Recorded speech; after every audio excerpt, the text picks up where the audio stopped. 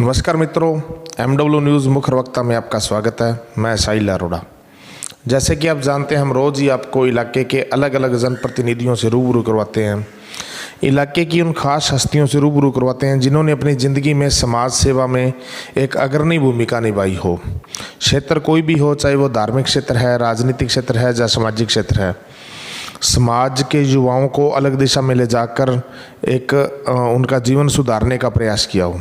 उसी क्रम में आज हमारी टीम पहुंची गंगानगर जिला मुख्यालय के उपखंड शाहदुल शहर में।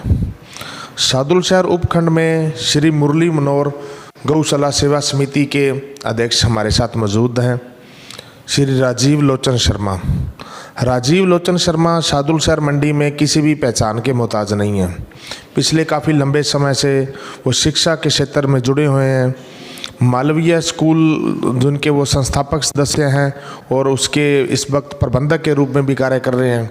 और गौशाला की बात की जाए, जब हमने आम जन से आके पता किया, इलाके में सर्वे किया, तो मुरली मनोहर गौशाला सेवा समिति के संस्थापक सदस्यों में भी उनका नाम आता है। तो आज उनसे जानेंगे किस तरह उनको प्रेरणा मिली कि वो गौ सेवा के प्रति रुझान हुआ, किस तरह चल रही है गौशाला और क्या क्या समस्याएं उनके सामने आ रही हैं और किस तरह वो चला रहे हैं अपनी गौशाला। तो सबसे पहले तो शर्मा जी, आपका स्वागत है। धन्यवाद जी। तो शर्मा जी, बात करें सबसे पहले तो अपनी जो गौशाला है मुरली मनोहर गौशाला सेवा समिति, इसकी स्थापना लगभग कब हुई थी और किस तरह आपको प्रेरणा मिली कि यहाँ पे गौशाला की स्थापना की जाए? मुरली मनोहर गौशाला की स्थापना 14 जनवरी 2010 को हुई जी। यहाँ डेरा है बाबा ध्याननाथ, उसके महंत जी गुरुजी महाराज श्री मुन्नाथ जी महाराज हैं। उनके आशीर्वाद से, भगवान की कृपा से उन्होंने कहा कि यहाँ एक गौशाला खोली जाए। और गौशाला की शर्त यही थी कि उस गौशाला में दुधारू पशु नहीं रखे जाएं और केवल बीमार, बूढ़े और बेसहारा पशुओं को उसमें रखा जाए। ये मुख्य मोटिव गौशाला का यही था। हाँ, और उसी कड़ी को आगे बढ़ाते हुए हम चल रहे हैं। सबसे पहले 14 जनवरी 2010 को 13 बेसहारा गोवंश को उसमें प्रवेश दिया गया। उसके बाद धीरे धीरे ये गौशाला जो 13 से 23 हो गई, 23 से 33 हो गई, 300 हो गई, आज की संख्या 565 है। आज की तारीख, आज 25/4/2024 को आज की जो गणना है वो 565 गोवंश इस गौशाला में है। और शर्त वही है कि गौशाला में कोई दुधारू पशु नहीं है, केवल बीमार, बूढ़े, बाखड़े, जिनको हमारी बागड़ी भाषा में, उनकी सेवा हो रही है। हाँ, ये तो बड़ी शानदार बात है जी भाई। जिस शर्त के बिना पर आपने वो गौशाला शुरू की थी, उसी पे लगातार चल रहे हैं। तो सर, आपने जैसे बताया भी ऐसा है जो गौवंश है उसी को रखा जाता है, तो ऐसा है सिर्फ वो शाहदुल शहर मंडी के ही हैं या आसपास गांवों के जो ऐसा है वो भी इसमें है? बस हमें तो शहर में या इधर उधर कई बार एक्सीडेंटल केस हैं, उनको हम ले आते हैं, या बाज़ार में इधर कोई घूम रहा है, कोई ऐसी हमें लगता है ऐसे गौ माता है, कोई बछिया है, कोई बछड़ा है, उनको हम एक एक करके ले आते हैं। जो आज इतना बड़ा विशाल रूप गौशाला का बन चुका है। 565 गोवंश आज इस गौशाला में है। आपने जो जिक्र किया बाबा जो अभी संत है ध्याननाथ जी, उनके जो शिष्य हैं मुनिनाथ जी, वो अभी हैं यहाँ पे? हाँ, मुनिनाथ जी महाराज अभी हैं, 92 साल की उम्र है और अभी विराजित है वहाँ गौशाला में। उनकी देख रेख में अभी हो रहा है? हाँ, महाराज जी का पूरा आशीर्वाद है, महाराज जी की पूरी प्रेरणा। अभी भी वो आते हैं और पेशाब की नलकी महाराज जी के लगी हुई है, लेकिन फिर भी 2, 4, 5 दिन बाद आकर के वो देख के जाते हैं भी मेरी जो ये गौशाला है वो सही चल रही है कि नहीं, और घूम के जाते हैं। उनको बड़ी प्रसन्नता होती है। और वो ये मेरे से कई बार उन्होंने अकेले में ये बात भी की है कि मुझे अब जीवन में जो मैंने राम नाम और लेना था वो तो मैंने लिए ही, लेकिन मेरे जीवन का जो सपना है वो मेरा पूरा हो गया कि ये जगह वो अमर हो गई। जो महाराज जी का जो डेरा है ध्याननाथ जी का, उसमें अब गौशाला बन गई। ये एक नहीं, सैकड़ों नहीं, हज़ारों वर्ष तक गौशाला यहाँ रहेगी। ये उनका महाराज जी का सोचना है। हाँ जी, बड़ी शानदार बात है जी कि महाराज जी के आशीर्वाद से और आमजन के सहयोग से बड़ी शानदार तरीके से आपकी गौशाला चल रही है। गौशाला के संस्थापक सदस्यों में आपका नाम आता है, तो किस तरह आपके मन में, तो आपने बताया भी चलो वो संतों के जो आशीर्वाद से, जो उनकी प्रेरणा से हुआ, तो जब आपने शुरुआत की थी किस तरह की समस्याएं आपके सामने आई और उन समस्याओं के किस तरह से निजात मिली, दिलवाया गया, किस तरह? ने महाराज जी ने जैसे कहा कि गौशाला खोलनी है, तो जगह महाराज जी की थी, उसमें गौशाला खोल दी गई। तो शुरू में थोड़ा सा ये संकट था, लेकिन गो भक्त खूब जुड़े हुए थे हमारे साथ।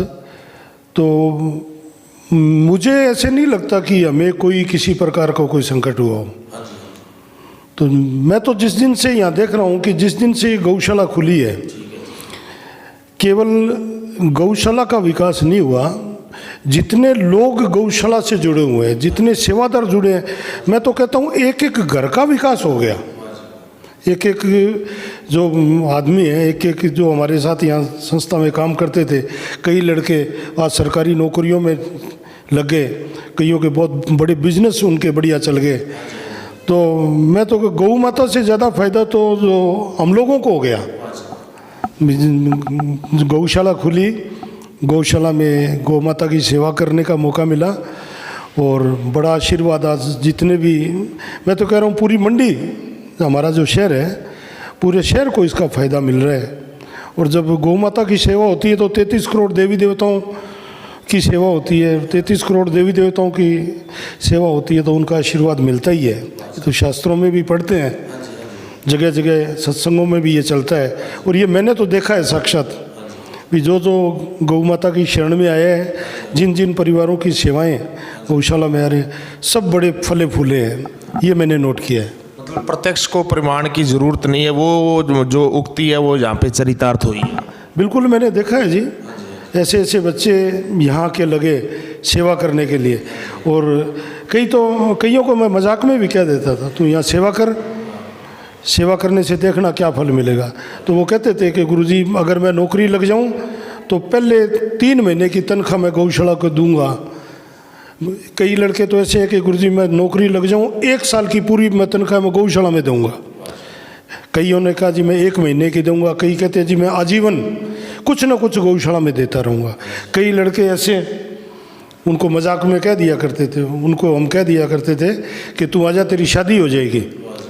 वैसे बहुत से लड़के हैं जिनकी शादियाँ भी हुई है गौशाला, कईयों के बढ़िया बिजनेस चल रहे हैं। ये मैंने देखा है साक्षात इन 14-15 सालों में। गौ सेवा तो है ही, गौ सेवा के चमत्कार तो मैंने देखे हैं यहाँ। तो अब बात करें जो अपनी जो गौशाला है, ये लगभग कितने बीघा में संचालित हो रही है और उसमें कितने बीघे में आप हरा चारा उत्पादन कर रहे हैं और कितने में वो गौशाला की बिल्डिंग बनी हुई है? लगभग 5 बीघा भूमि डेरे की है महाराज जी की, बाबा ध्याननाथ जी की। तो उसमें महाराज जी ने तो अपना थोड़ी सी जगह ले रखी है, बाकी सारी गौशालाओं को दे दी। तो पहले उसमें महाराज जी खेती करवाया करते थे, तो उसमें तो लगभग गौशाला निर्माण हो चुका है। गौ माता विराजित है, तूड़ी शेड, तूड़ी के पानी के टंक सब बने हुए हैं। बाकी हमारे पास जो पीछे जो जगह है उसके अंदर लगभग 6 या 6.5 बीघा या 7 बीघा के लगभग है, उसमें हरा चारा हो रहा है खूब बढ़िया तरीके से। पानी की बारी है, पीछे गंदे नाला है, उसका भी पानी हमारे को मिल रहा है, तो उसमें हरा चारा हो जाता है। बाकी हमारे गांव के लोग हैं जो खींचड़ों का बास और सारणों का बास जो खेतीबाड़ी करते हैं, या अन्य हमारे आसपास जो प्रतापपुरा, करड़वाड़ा, बुद्ध सिंह वाला, गदरखेड़ा, इन गाँवों के, और हमारे खास करके चमारखेड़ा गांव है बिश्नोइयों का, उन लोगों की बड़ी सेवा हमारे गांव इस गौशाला में आती है। उनकी बड़ी श्रद्धा है उन लोगों की। हरा चारा हमें पर्याप्त मिल जाता है खूब बढ़िया तरीके से। तूड़ी हरा चारा है, वो आज की तारीख तक हमें बढ़िया है, आगे का पता नहीं है। तो आपने जो बताया अभी 565 पशु आज की डेट में है, तो इन 565 पशुओं के लिए आपके हिसाब से लगभग कितने सूखे चारे की आवश्यकता रहती होगी? तूड़ी की कितनी की आवश्यकता? लगभग 6,000 कुंटल तूड़ी हमारी ये साल की लगती है। 500 क्विंटल महीने की है, 12,560, 6,000 कुंटल लगती है।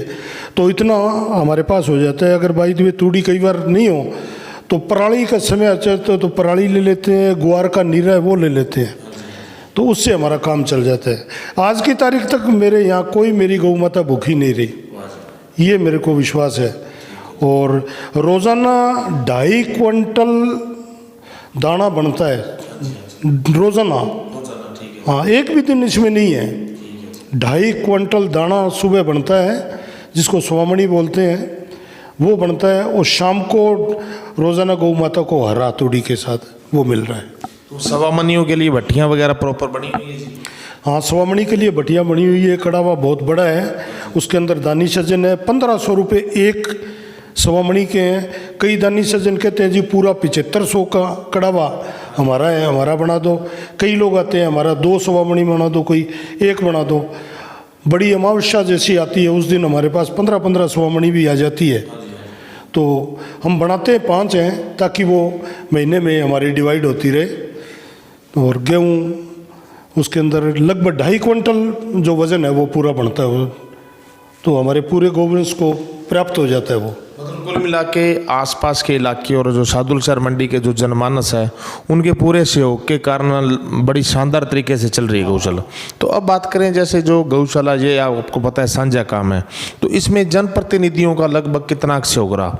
एमएलए, एमपी या नगर पालिका जो चेयरमैन होते हैं उनका सहयोग कितना करा? कभी यहाँ पे कोई किसी जनप्रतिनिधि ने सहयोग किया जी?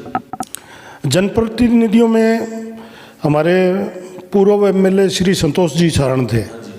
उन्होंने तूड़ी शेड निर्माण में हमारे को 5 लाख रुपए दिए। बाकी पिछले बार जगदीश जी एमएलए थे, उन्होंने बड़ी कोशिश की। तो निर्माण के लिए एक गवर्नमेंट का एक पट्टे का एक दिक्कत आ रही है, पट्टा हमारा नहीं बन रहा है। तो जगदीश जी ने बड़ी कोशिश की पट्टा बनाने के लिए, एमएलए साहब ने। पट्टा हमारा नहीं बन पाया कोई किसी कारण से, लेकिन उन्होंने बड़ी कोशिश की। हमारे वर्तमान एमएलए गुरवीर सिंह बराड़, उन्होंने भी आश्वासन दिया है कि चाचा जी मैं आपको ये गौशाला का पट्टा है वो बनवा के दूंगा। बड़ी कोशिश कर रहे हैं वो भी। हमारे वर्तमान जो नगर पालिका के चेयरमैन हैं कांता खिचड़, उनके देवर पूर्व चेयरमैन हमारे प्रदीप जी खिचड़, जो इस गौशाला से जुड़े हुए हैं शुरू से, उन्होंने बहुत कोशिश की है पट्टे के लिए। जो पिछली जब 2013 में सरकार थी गुरजंट सिंह जी बराड़ ने और उन्होंने, तो जनप्रतिनिधियों का हमारे पूरा वैसे सहयोग रहता है, अपनी जेब से वो देते रहते हैं कुछ ना कुछ। और जो भी कल को कानूनी प्रक्रिया पूरी हो जाएगी, जैसे निहालचंद जी हमारे एमपी साहब थे, उन्होंने भी यही कहा कि आप अपना पट्टा ले आओ और मैं आपको 10 लाख 15-20 लाख रुपए मैं आपको दे दूंगा। तो अभी पट्टा बन जाए उसके बाद हमें पूरी उम्मीद है कि फिर हमारे को निर्माण के लिए और पैसे जो जनप्रतिनिधियों से आएंगे। और जनप्रतिनिधि हमारे गौशाला में आते रहते हैं, जब भी आएंगे तो गौशाला में आके विजिट करके जाते हैं और सबका स्वागत रहता है गौशाला में। और सबसे बड़ी बात है कि गौशाला में किसी प्रकार की कोई पार्टीबाजी नहीं है। सब आते हैं बड़े आराम से, जो भंडारा होता है तो नीचे बैठ के आराम से लंगर खा के जाते हैं, भोजन करके जाते हैं। ये इस गौशाला की परंपरा है। तो अपनी गौशाला में धार्मिक अनुष्ठानों में आज तक जैसे कभी कोई मद भागवत कथा, जगो कथा, इस तरह का कोई आयोजन, नानी बायरो मायरो का इस तरह का आयोजन? हाँ, गौशाला में भागवत कथा हो चुकी है यहाँ, और उसके बाद गौशाला में अन्य कार्यक्रम भी चलते रहते हैं। जैसे गोपाष्टमी का हमारा पर्व है, बड़ी धूमधाम से मनाया जाता है। एक गौशाला की वर्षगांठ है जो 14 जनवरी संक्रांति का दिन है, वो हम बड़ी धूमधाम से यहाँ मनाते हैं। बाकी अब जो राम जन्मभूमि प्राण प्रतिष्ठा कार्यक्रम था उसमें भी गौशाला में बड़ा अच्छा प्रोग्राम हुआ। गौशाला को सजाया गया, लंगर भंडारे का भी प्रोग्राम किया गया और जनता जनार्दन भी खूब आई गौशाला में उस दिन। खास करके कुछ ना कुछ कार्यक्रम चलते रहते हैं गौशाला में। अमावस को और एकादशी को तो खास करके बहुत भीड़ रहती है उस दिन। 2 दिन में तो खूब हमारे मंडी के लोग हैं, आसपास गाँव के लोग हैं, वो आते हैं यहाँ। तो ये तो चलो राजीव जी आपने बताया भी, चलो एक पट्टे की तो एक बहुत बड़ी समस्या चलो है ही है। इसके अलावा भी कोई ऐसी समस्या जो आप पिछले 14 साल से जैसे गौशाला का संचालन कर रहे हैं जो आपके सामने कभी आई हो, उसके बारे में बताएं। नहीं, ऐसी कोई समस्या नहीं है जी। सिर्फ एक पट्टे की समस्या। हाँ, पट्टे की। बाकी मैं बता रहा हूँ भी, हरा तूड़ी चारा सब हमारे पास है। डॉक्टर जो रखे हुए हैं वो हैं, मंडी के सेवादार हैं वो आ रहे हैं। प्रभु की मैं तो कह रहा हूँ जी बड़ी कृपा है भी। आज तक गौशाला में कभी पानी की, हरे की, चारे की कोई समस्या नहीं रही, छाया की कोई समस्या नहीं है, दवाई की कोई समस्या नहीं है। मैं अपने मुंह से कोई सरकार को और को नहीं कोसूंगा भी हमें कोई समस्या है। हमारे मंडी वाले खूब सहयोग कर रहे हैं, गो भक्त सहयोग कर रहे हैं, सरकार से अनुदान भी आ रहा है। तो आज के मेरे को कभी ऐसे नहीं लगा भी इस गौशाला में हमें कोई दिक्कत हुई है। बड़ा बढ़िया तरीके से भगवान की बड़ी कृपा से गौशाला चल रही है। तो शर्मा जी, पिछले समय जैसे लंपी की बीमारी आई तो उस वक्त गौवंश बहुत ज़्यादा बदहाल हुए, तो उस बीमारी से अपने गौशाला के जो गौवंश तो उनको भी कोई नुकसान हुआ जा उसमें बचाव रह गया जी? नहीं, गौशाला जो लंपी बीमारी आई वो थोड़ा सा पीड़ कठिन था। जैसे कोरोना बीमारी में जैसे अपने हम लोगों ने सबने झेला है, कोरोना के तुरंत बाद ये लंपी बीमारी आई। तो लंपी बीमारी में हमारे गौशाला में भी लगभग 40 या 45 गोवंश है वो लंपी बीमारी से मरे और बिल्कुल बेसहारा हो गए हम लोग भी हमें कोई सूझ भी नहीं रहा था। डॉक्टरों की टीम आती थी, हमारे संदीप जी सैनी साहब हैं, बड़े अच्छे डॉक्टर हैं गवर्नमेंट हॉस्पिटल में, उनकी पूरी टीम, तहसीलदार जी और सब आते थे संभालने के लिए भी। जितना जैसे कोरोना में गवर्नमेंट अपना इलाज कर रही थी तो उन्होंने किया, और उसी प्रकार लंपी बीमारी में गवर्नमेंट का, मंडी का सहयोग में कोई कमी नहीं थी। वो तो कोई भगवान के घर से ऐसी बीमारी आ गई भी, उसके अंदर किसी के ऊपर बस नहीं चल रहा था। उसके बाद अब टीकाकरण हो गया? हाँ, उसके बाद टीकाकरण हो गया, सभी गौ माता के सबके टीकाकरण हो गया। अब कोई किसी प्रकार की कोई दिक्कत नहीं है। तो अब बात करें, जैसे आपने बताया भी 5-5.5 बीघा में जो अपनी बिल्डिंग बनी हुई है, तो उसमें लगभग शेड और क्या क्या बना हुआ है? शेड कितने शेड है? और जैसे कभी कोई बीमार हो जाता है पशु, उसी के लिए कोई आईसीयू वगैरह की व्यवस्था है? हाँ, आईसीयू बढ़िया बना हुआ है, 30x70 का एक आईसीयू बढ़िया आरसीसी हॉल ये बना हुआ है गोवंश के लिए। जिसके अंदर कोई बीमार कोई है उनको हम उसके अंदर रखते हैं। बाकी सब शेड वगैरह बने हुए हैं, तूड़ी का शेड बढ़िया बना हुआ है।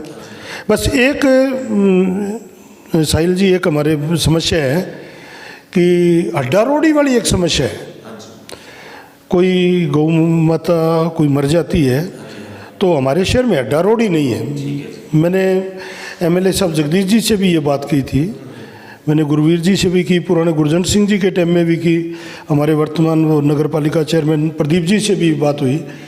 तो अड्डा रोडी के लिए हमारे ज़मीन शहर से कोई 5-6 किलोमीटर दूर है और वहाँ कोई किसी कारणवश वो अड्डा रोडी हमारी वो कामयाब नहीं है, वहाँ लोग पशु डालने नहीं देते।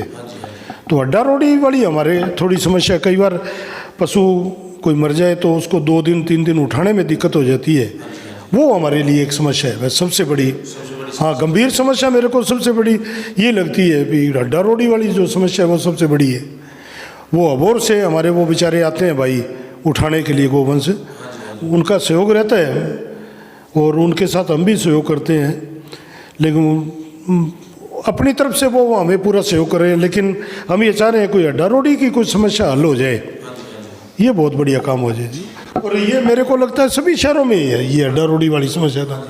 तो शर्मा जी, अब आप हमारे चैनल के माध्यम से आपको शार्दुल शहर मंडी के जनमानस तो देख ही रहे हैं, आसपास के इलाके के लोग भी देख रहे हैं, तो उन सभी गौ भक्तों से, सभी आम जनमानस से क्या आपकी अपील रहेगी? केंद्र सरकार और राज्य सरकार से क्या अनुरोध रहेगा आपका, और युवाओं से क्या अनुरोध करना चाहेंगे आप? सबसे पहले तो जी सरकार से ये अनुरोध रहेगा, सरकार से अनुरोध रहेगा कि जो ये पट्टा जो बन रहा है तो पट्टा हमें जल्दी से जल्दी मिल जाए, पट्टा मिल जाए। एक जो इनके जो कानून बने हुए हैं उनमें कोई स्थिरता दी जाए ताकि कल को कोई निर्माण हम लोग कर सके। पट्टा मिल जाए तो भी ठीक है, अगर पट्टा नहीं मिले तो कोई उनका सरलीकरण कर दिया जाए ताकि हमें निर्माण वगैरह वो हम कर सकें। एक हमारे जो अनुदान आ रहा है वो लगभग 9 महीने का रहा है। तो हम ये सरकार से ये अपील करेंगे, हमारे माननीय मुख्यमंत्री जी भजनलाल जी से, कि अनुदान है वो केवल हमारे नहीं कि पूरे राजस्थान में सारे गौशाला में पूरे साल का अनुदान कर दिया जाए। तो ये उनसे हमारा निवेदन रहेगा, ताकि ये तो है नहीं कि 9 महीने हम गौओं को गौशाला में रखेंगे और 3 महीने हम बाहर भेज देंगे। तो अगर पूरा 12 महीने का अनुदान आ जाए तो गौशालों का संचालन और बेहतर तरीके से हो जाए और बढ़िया तरीके से हो जाए, गौ माता की और बढ़िया तरीके से सेवा हो जाए। बाकी हमारे जो युवा है, हमारे नगर के जो लोग हैं, उनसे मेरी ये प्रार्थना है कि आप सुबह शाम जब भी आपको समय मिले आप गौशाला में आओ, सेवा करो। और युवा पीढ़ी से मेरा अनुरोध है कि वो अपना समय जो इधर उधर घूम के या मोबाइल में उसमें ख़राब कर देते हैं। कई मेरी मंडी में तो ये भी है कि यहाँ नशे की मंडी के नाम से ही बदनाम है। तो मैं तो उन युवाओं से सबसे ये कहूँगा कि आप गौशाला में आओ, चाहे यहाँ हो, बड़ी गौशाला में आओ, आकर के सेवा करो। और सेवा करोगे तो ये निश्चित है कि आप जिस बीमारी से आप ग्रस्त हो, खास करके नशे से, मेरा ये दावा है कि उस नशे से आपको मुक्ति मिल जाएगी। इतना गौ माता का प्रताप है।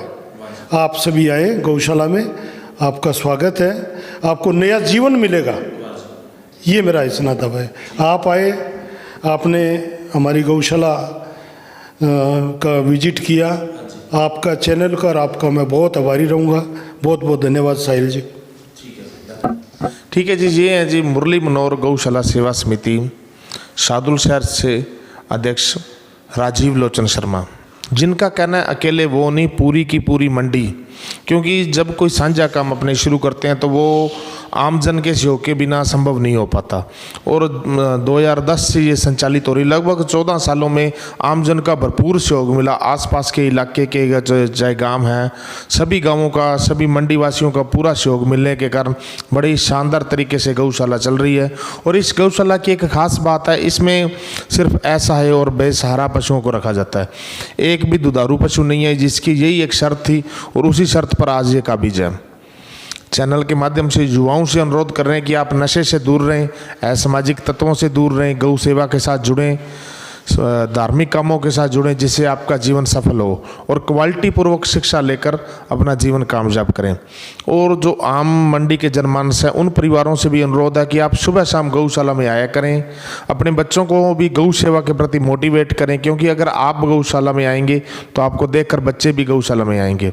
और राज्य सरकार और केंद्र सरकार से भी अनुरोध है कि जो पट्टे बनाने में, गौशाला के जो पट्टे में नियमों में स्थिरता दी जाए, क्योंकि देखा जाए तो जो गौशाला ये सबके सामने चलती है।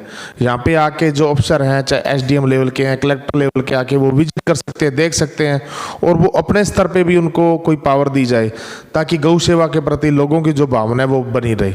ठीक है जी, MW न्यूज़ में समय देने के लिए धन्यवाद।